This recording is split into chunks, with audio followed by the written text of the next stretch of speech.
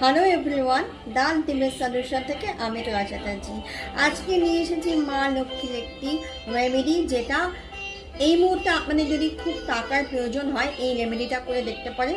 অবশ্যই ভালো রেজাল্ট পাবেন যদি পজিটিভ অ্যাফার্মেশন নিয়ে করতে পারেন।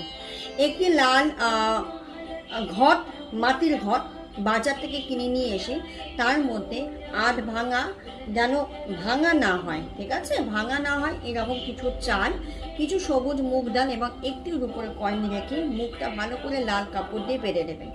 বেঁধে দেওয়ার ফলে সেটা নিয়ে গিয়ে মা লক্ষ্মীর আসনে রেখে 108 বার মা লক্ষ্মীর বীজ মন্ত্রটা পাঠ করতে হবে।